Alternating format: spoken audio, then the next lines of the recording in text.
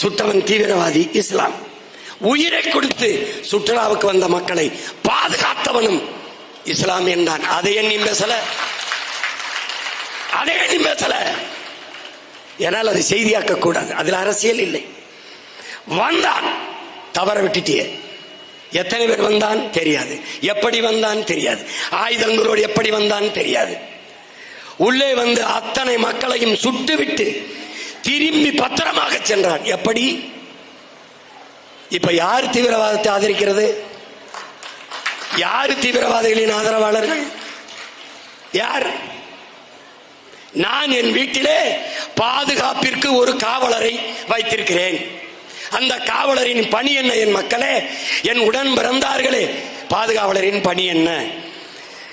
திருடன் வந்தால் தடுத்து பிடிக்க, ஒருவேளை தவறிவிட்டால் திருடிவிட்டு போகும்போது தடுத்து பிடிக்க, மறித்து பிடிக்க.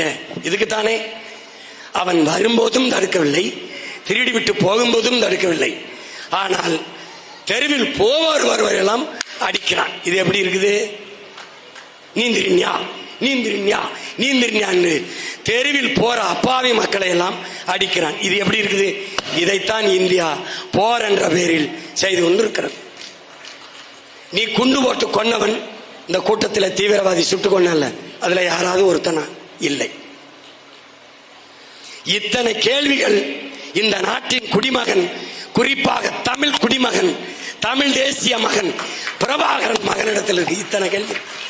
எந்த கேள்விக்கு நீ பதில் சொல்லாம போர் போர், என்ன போர்?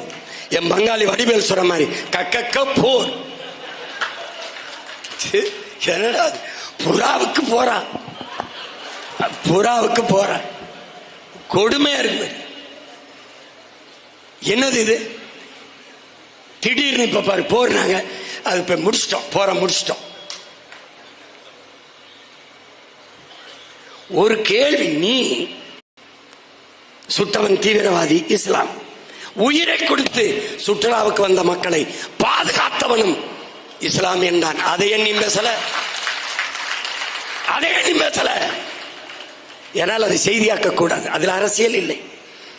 வந்தான், தவற விட்டுட்டியே. எத்தனை பேர் வந்தான் தெரியாது, எப்படி வந்தான் தெரியாது, ஆயுதங்களோடு எப்படி வந்தான் தெரியாது. உள்ளே வந்து அத்தனை மக்களையும் சுட்டுவிட்டு திரும்பி பத்திரமாக சென்றான். எப்படி? இப்ப யார் தீவிரவாதத்தை ஆதரிக்கிறது? யாரு தீவிரவாதிகளின் ஆதரவாளர்கள்? யார்? நான் என் வீட்டிலே பாதுகாப்பிற்கு ஒரு காவலரை